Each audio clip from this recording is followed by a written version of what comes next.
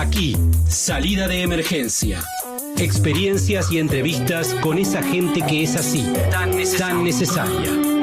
Salida de emergencia, con Ale Basilea. Salida de emergencia, los martes a las 13, por Radio Universidad. AM 1390. El aire de la Universidad Pública.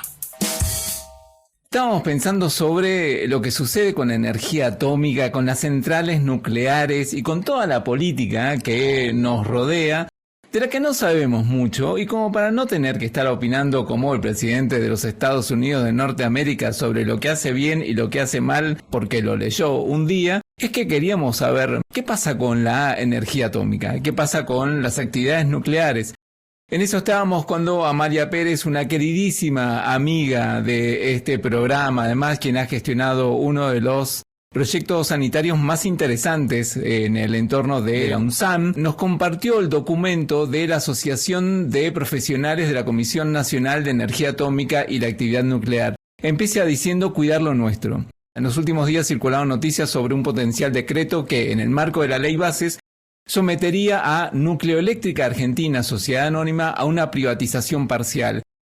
Para una gran mayoría de nosotros, Nucleoeléctrica Argentina, Sociedad Anónima, es un enorme misterio, sobre todo asociado a una sigla como NASA, que tiene un significado tan universal. Así que nos pareció muy buena la idea de Amalia de poder compartirnos el contacto y la experiencia de Andrés Kreiner. Andrés es especialista en física nuclear, ciencia y tecnología de aceleradores y sus aplicaciones médicas y medioambientales, entre otras, y también trabaja en el entorno de la UNSAM, la Universidad Nacional de San Martín. La semana pasada, cuando íbamos a hablar por primera vez, hubo un corte de luz. Así que nos pareció una paradoja del destino y nos pareció un gran día hoy retomar esa conversación. Buenas tardes, Andrés, ¿cómo estás? ¿Qué tal? Buenas tardes. ¿Cómo te va, Alejandro? Gracias por llamar. La semana pasada no pudimos hablar por un corte de luz doméstico o un incidente en uno de los generadores que le da servicio al edificio Karakachov, donde está la radio. ¿Qué tan lejos está la energía doméstica, la electricidad de nuestras casas, edificios y universidades de los proyectos sobre los que vos pensás? Bueno, no está muy lejos, por supuesto, está muy cerca, porque en nuestro país, dependiendo del año y de las condiciones climáticas, la energía nuclear produce del orden de entre el 7 y el 9% de toda la energía eléctrica que producimos en el país y que consumimos, así que es algo que nos toca a todos muy de cerca. Creo que es muy importante que ustedes se ocupen de este tema, agradezco, y antes de empezar a hablar quiero aclarar que lo voy a hacer para evitar todo tipo de reproches como secretario general de la seccional Buenos Aires de la Asociación de Profesionales de la Comisión de Energía Atómica y la Actividad Nuclear. Además de ser investigador superior de CONE y CONICET, tengo esta actividad gremial y que me permite expresarme con total libertad. Contestando a tu pregunta, que es algo que realmente está en el corazón del interés público, ¿no? O sea, el conglomerado nuclear ha sabido a lo largo de más de 70 años crear una infraestructura en la cual sobresale la generación nucleoeléctrica, pero que también engloba muchas otras actividades que tocan al interés público, como la salud pública, las aplicaciones de las radiaciones de origen nuclear a la salud y muchas otras. Y hoy nos despertamos con la noticia de que efectivamente se publicó en el boletín oficial el decreto anunciado de privatización parcial de Nucleoeléctrica Argentina Sociedad Anónima, la empresa que opera las 3 centrales nucleares que tenemos en nuestro país, las 3 centrales de potencia, ¿no? Que generan esto que te estaba diciendo antes. Uh-huh. Tanto nuestro gremio como varios otros y también el Congreso de la Nación se han empezado a preocupar seriamente por esta situación. NASA es una empresa propiedad del pueblo argentino, obviamente, y que garantiza hace mucho tiempo, con estándares internacionales de seguridad, cerca, como ya dijimos, del 9% de la electricidad que se consume en el país y la produce a un precio accesible. O sea, esta empresa no da pérdidas, es una empresa superavitaria que por ley además tiene limitada la capacidad de generar ganancias, porque la finalidad de una empresa pública como esta no es maximizar las ganancias, sino servir al país, servir al bien común, servir a la ciudadanía, y en este caso a través de la generación de electricidad segura y a precios lo más bajos posibles para que la ciudadanía tenga este insumo tan esencial que es la energía, y además las empresas argentinas tengan ese insumo a precios baratos como para poder competir, hacerlas competitivas. Y además esta empresa es mucho más que una generadora de energía eléctrica, sino que es uno de los motores del desarrollo tecnológico e industrial de nuestro país, porque esta empresa no solamente opera, sino que sabe desarrollar centrales nucleares. Esto lo ha demostrado finalmente reflotando y poniendo en funcionamiento la central Atucha 2, que estuvo paralizada, o digamos estuvo dormido el proyecto, se durmió en la década del 90, y gracias a un grupo de patriotas que preservaron todo ese capital, todas las piezas, todas las partes en condiciones óptimas, esto se pudo reflotar, como sabemos, a principios de este siglo. A partir del 2005-2006 hubo un plan, se revitalizó el plan nuclear argentino, que tenía entre una de sus finalidades principales poner en marcha la central Atucha 2. Y para ello, y en colaboración y en cooperación con la Comisión de Energía Atómica y con otras empresas y instituciones del conglomerado nuclear, fue capaz de hacerlo.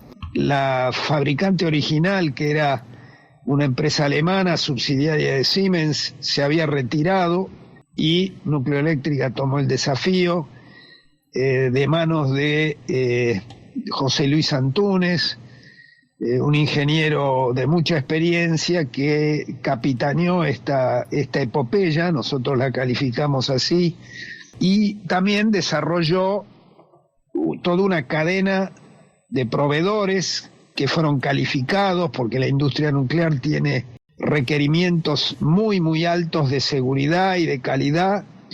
Entonces, esto es lo que representa NASA. Y este intento de privatización, que en su momento se la pensó como una privatización total, pero en la ley base se le puso una restricción impidiendo que se privatizara de manera total, sino que quedó finalmente sujeto a privatización el 49% de las acciones.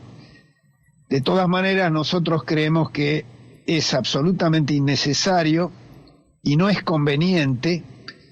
No es necesario por lo que ya te vine diciendo, de que NASA es una empresa que no da pérdidas, que opera con los más altos estándares de seguridad y de calidad, y introducir inversores privados es un riesgo, porque los inversores privados naturalmente tienen entre sus objetivos maximizar la ganancia de esas inversiones, y esto en principio puede colisionar y puede generar un conflicto de intereses, porque el interés del país es tener energía barata y segura, mientras que el interés del inversor es otro, es legítimo, pero es maximizar sus ganancias.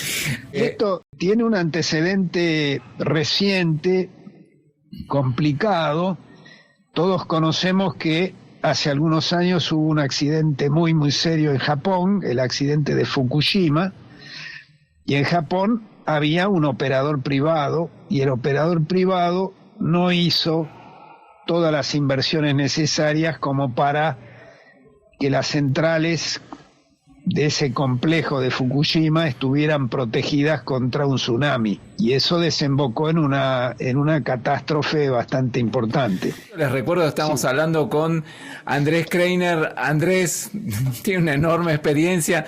Para nosotros Andrés forma parte del entorno de investigación y docencia de la UNSAM, pero bueno, tiene un currículum de aquellos porque es físico, doctor en ciencias, ha sido muchas veces reconocido por su laburo, no solamente por sus investigaciones, sino también por la capacidad instalada que ha enriquecido con toda esa experiencia, y porque además sostiene estos proyectos, ha sido de vuelta reconocido no solamente en el mundo académico, sino un montón de instituciones que respetamos, como, no sé, la CONEX, que siempre resalta a nuestros artistas, nuestra gente querida, pero también nuestros investigadores que trabajan en sectores o en artes que a nosotros se nos escapan de la vida cotidiana. Lo segundo es que estamos hablando del comunicado que hace unos días atrás emitió la Asociación de Profesionales de la Comisión Nacional de Energía Atómica y la Actividad Nuclear, y cuando mencionan a Nucleoeléctrica Argentina, sociedad anónima, para nosotros, o una cotidianidad, está muy lejano a lo que sabemos sobre la electricidad que alimenta nuestros hogares.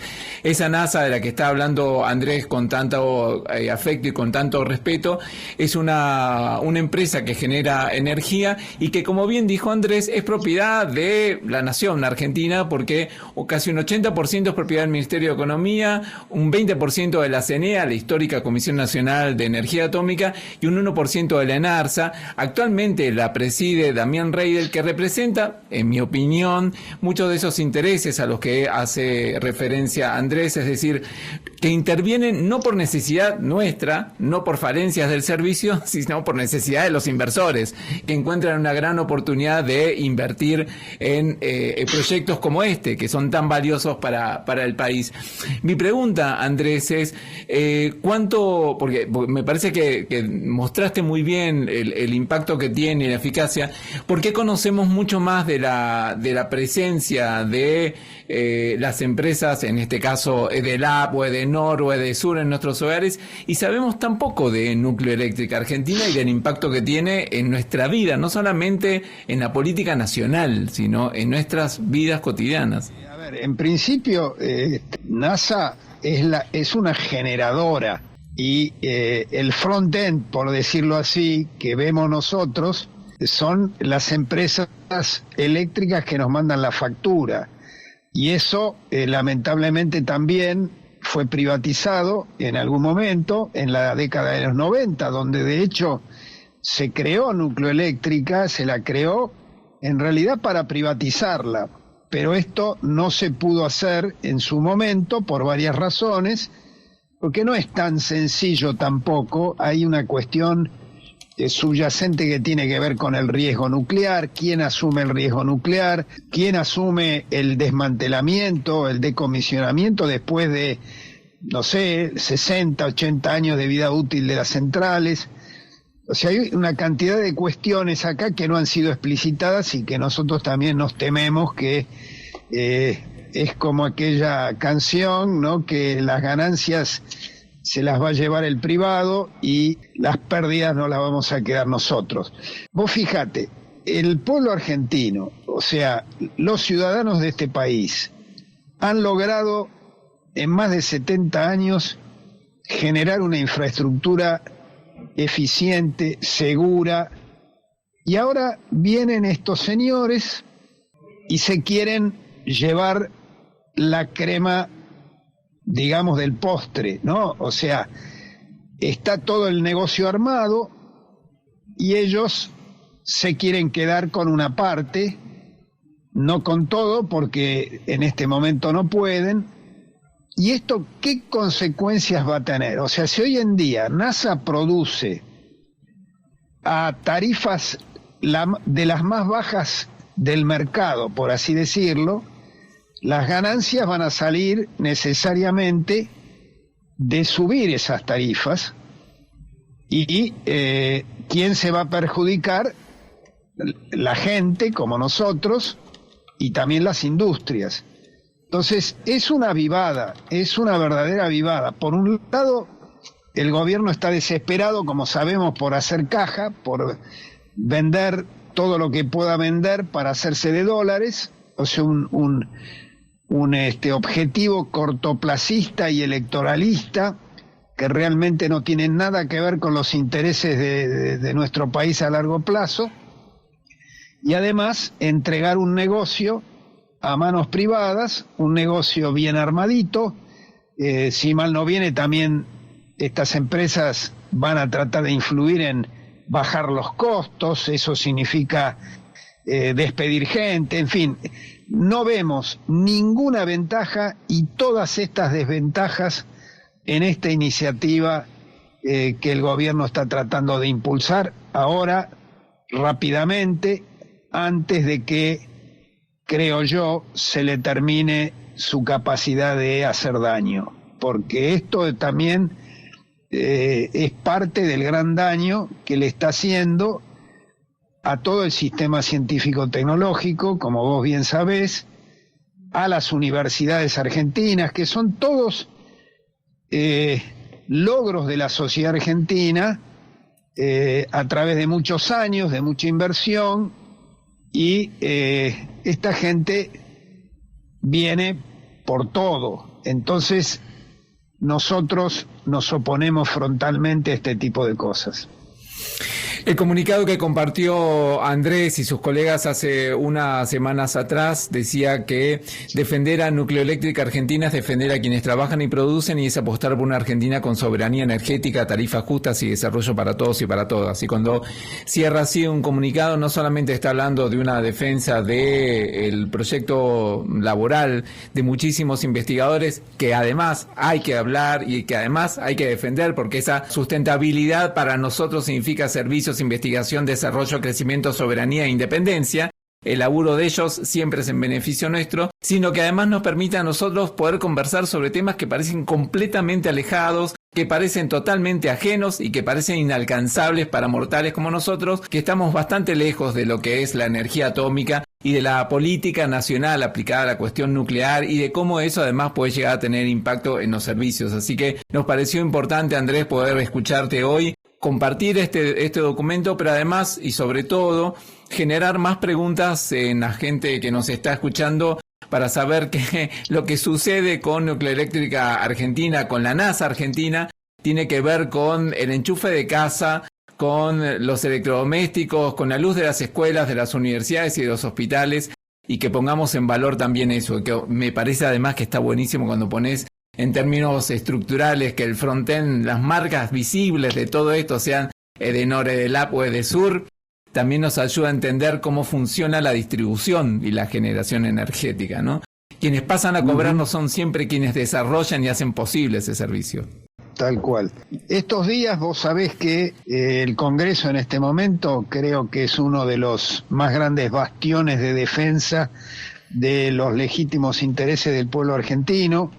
Está defendiendo todas las causas que conocemos, desde el Garrahan hasta los discapacitados, hasta los jubilados, hasta los ATN para las provincias, hasta la ciencia y la tecnología, y ahora va a haber una presentación de un proyecto de ley para declarar que esto no se puede hacer, que todo el conglomerado nuclear sea no privatizable, que sea un bien estratégico de la nación y que no sea sujeto a este tipo de maniobras mercantilistas, podríamos llamarlas. Él es Andrés Kreiner. Andrés ha sido reconocido muchas veces por su laburo, tanto académicamente como por un montón de organizaciones. Es físico, es investigador con CONICET, es docente, labura en el entorno de la Universidad Nacional de San Martín. Y además, Andrés es secretario general de la seccional Buenos Aires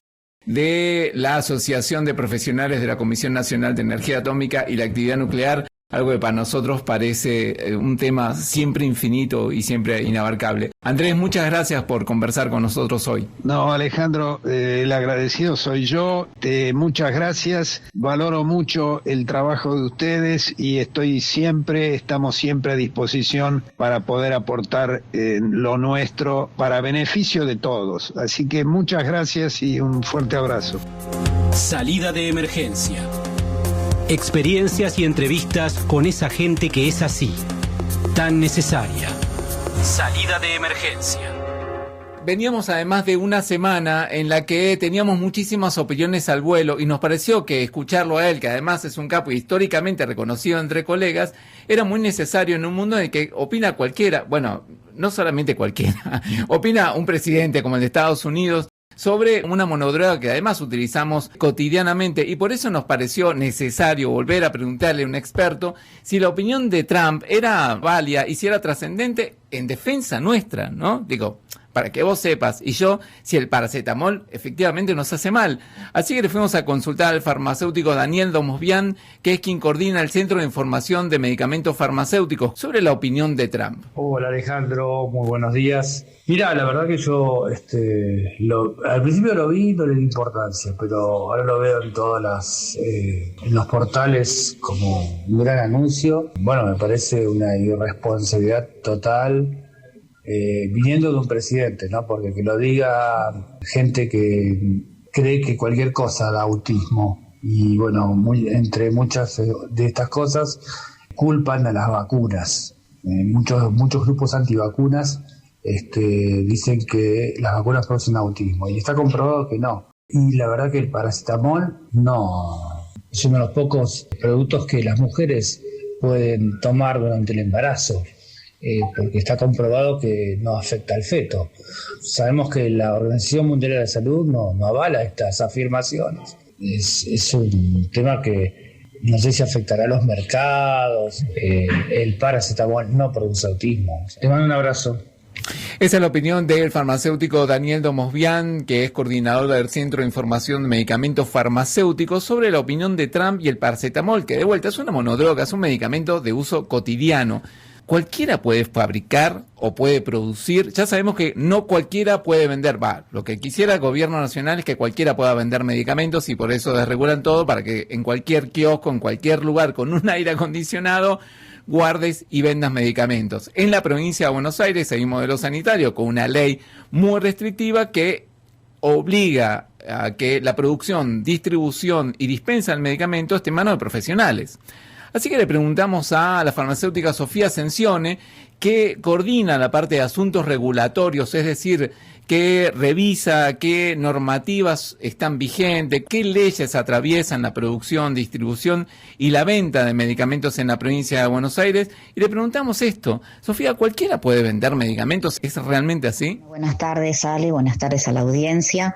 Y respecto a la pregunta que estabas haciendo, no cualquier persona ni cualquier empresa puede decidir introducir un medicamento al mercado. El proceso de aprobación de un medicamento es un proceso riguroso, regulado, costoso, cuyo principal fin es proteger la salud de la población. En forma sencilla, como para llevar tranquilidad a la audiencia, involucra una cierta cantidad de pasos, entre ellos un largo proceso de investigación y desarrollo que implica llevar adelante una investigación preclínica para evaluar seguridad y eficacia, estudios clínicos realizados en humanos que involucran diferentes fases Una vez que se recopila toda esa información, se entrega a la autoridad sanitaria, donde un grupo de expertos revisan esos datos para evaluar riesgo-beneficio, y si todo está en condiciones, la autoridad sanitaria otorga lo que llamamos el registro sanitario, que vendría a ser la autorización de comercialización que permite la distribución y venta de ese medicamento. No solamente el proceso termina allí, sino que luego de que el medicamento se lanza al mercado, existe lo que llamamos la farmacovigilancia, el monitoreo que realiza la autoridad sanitaria, en este caso ANMAT, para seguir asegurando la efectividad, la calidad y la seguridad de ese medicamento para la población. Gracias a la farmacéutica Sofía Ascensione, quien coordina esa área de asuntos regulatorios del Colegio de Farmacéuticos de la provincia de Buenos Aires y responde a estas dudas que vienen muy bien para saber quién, cómo y qué es lo que debe hacer una persona que quiera producir o vender medicamentos en la provincia de Buenos Aires y después en el país. Viene bien también para saber las responsabilidades que deben ocurrir y que deben asumirse cuando suceden cuestiones como la del fentanilo, pero sobre todo, y en esta época, viene muy bien para poder responder con propiedad, como hicieron Daniel Domosviani y Sofía Ascensione al presidente de los Estados Unidos, y como también hizo Andrés Kreiner al responderle no solamente al presidente de la Nación Argentina, sino también a las intenciones del presidente de Estados Unidos. En los dos casos, profesionales egresados de la universidad pública fueron necesarios para poder hacer este programa, para poder responder esas consultas, para poder devolver en servicios lo que se invirtió en ellos y para poder generar seguridad en la comunidad donde viven con respuestas acertadas. Estás escuchando Radio Universidad de La Plata, AM 1390, el aire de la Universidad Pública.